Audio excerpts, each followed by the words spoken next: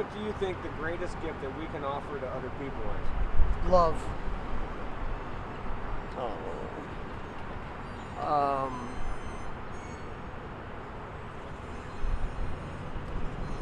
An open ear and an open heart.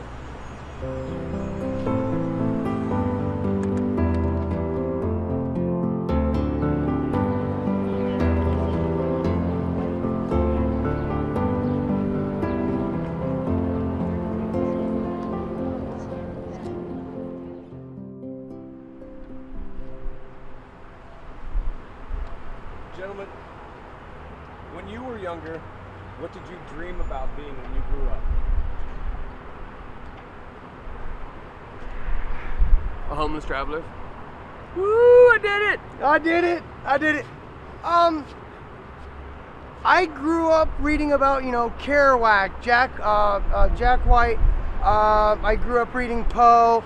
I wanted to be an artist. And so by de facto, I became a travel kid, just so I could learn the next chapters. So I could live in not live in other people's chapters, but so I could experience other people's chapters. My grandfather always said, a person who can speak greatly about one thing will always be far less intelligent than the person who knows a little about a lot. And I took that greatly to heart. So as a result, I've always suction cupped to other people's stories, to add to my own personal story. As a result, I've met so many different people from so many different walks of life, and as a result, it's enriched my own personal life.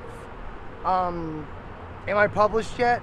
I've got a few publications and some magazines and stuff like that, but not anything of great detail. Not anything that is my grand masterpiece. And realistically, I accept that because I probably won't have my grand masterpiece until after I'm dead. But what about you, my man? What did you dream about being when you grew up? I mean, nothing really specific. When I got to 10th grade, I'd been to 23 schools in 7 states. I bounced around between my parents. They were bouncing around individually. Mom always wanted me to be a plastic surgeon. My father just wanted me to be anything that made me happy. So I never really had any specific, dream or goal.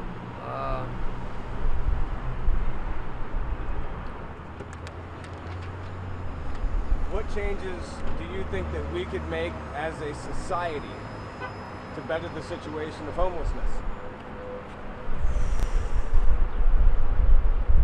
you can't make it. You can lead a horse to water, but you can't make him drink. There is a great deal of feeds.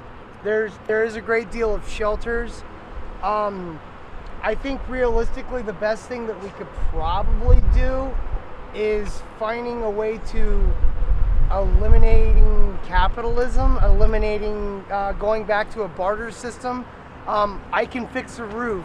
Can you feed me a meal? If we could go back to that, I think it would be fantastic.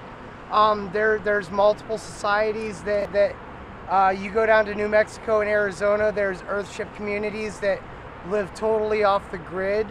And it's not because they want to live off the grid, it's just because our government and most people who run shelters, by and large, pretty much suck.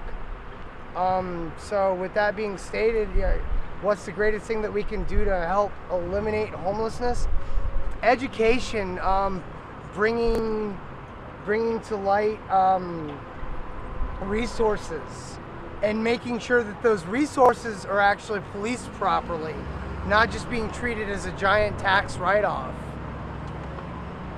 I think it's it's such a broad range of issues that would be dealt with to end homelessness. Have mental illness, drug addiction, domestic violence, mental health.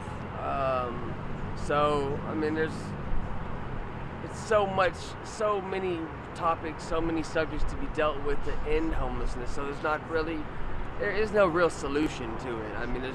There's not one thing that can be done. There's not really 100 things that can be done. Some people choose not to live in a home because they don't want to. You know, so that's, you know, homelessness. I mean, what classifies as a homeless? You don't have a home. You know, you don't have four walls and a roof. I mean, some people just don't want. Some people don't want that. Some people lack the mental capacity to maintain a home. I mean, even if you gave them a home for free with all utilities paid, I mean, they would destroy the home. Or just live in the backyard. Or live in the backyard, exactly. But I mean, it's that they would, you know, like I said, lack the mental capacity to maintain the home. You know, they would be defecating on the floor next to the toilet just because that's the way their mind works. So, I mean, is there a solution? No. I mean, are there things that can be done to prevent young people falling into homelessness? You know, like educating on the negative effects of drugs, which I feel like cannot be effectively done by someone who doesn't use drugs, has not used drugs in the past. You know, so finding people that have used drugs and been through it to do like not a scared straight, but you know, realistically, I mean, it's like, how can you take advice about a subject from someone who doesn't know the subject, you know, realistically? I mean, if I was a teacher and had read every single book that has, you know, something to do with drug addiction, that does not give me the same experience or knowledge about it as someone who's been there and walked in the shoes. So, I mean, finding people that, you know, could responsibly and effectively, you know, convey the potential downfalls and negative effects of drugs, I believe that would be positive, as well as teaching them about it at a much younger age. Gentlemen, what do you consider living a limitless life? Having the resources to help someone else. I mean, even if it's just an open ear, which is like, I mean, is not easy to find. To have someone to listen to you intently and respond, like I said, with the, you know, positive, you know, positive frame of mind, wanting to say something positive to help someone. You know, it's not easy to find. I mean, people, a lot of people don't want to see people do well. You know, they see someone doing something that they can't do, so they say something negative, you know, to keep someone from doing it. You know, if you see someone doing something cool, man, give them a high five, you know, say something good. Be positive. Don't drag people down just because, you know, you're not happy yourself. They say misery loves company, you know, but it's like, it doesn't help. You know, it's not helping humans make positive steps forward. It's, you know, people are dragging each other down either because they don't want to see someone succeed simply because they're not succeeding themselves, or just because, you know, they just don't want anyone to be any better than them. And it's like, it's just, you know, if someone would just either one, keep their mouth shut, or two, say something positive, you know, to help better someone, you know, say, hey man, good job. You know, people will continue to do whatever they're doing, just say good job about it. It doesn't mean lie to them if they're not doing good. You know, give them constructive criticism. You know, don't beat them down with their words. But, you know, constructive criticism, you know, congratulate, and, you know, try to help, man. Don't hinder. I think ultimately it's conquering fear. So many people tend to back down and I'm afraid to talk to that homeless guy. I'm afraid to have a conversation about theology. I'm afraid to have a conversation about politics. I'm afraid to do this. So many people that I personally meet while out on my travels are like, how are you able to do this? I couldn't do that because I'm afraid. And I've always personally believed that fear is there to be conquered. You know, so like he was saying, you know, don't be afraid to talk to that person.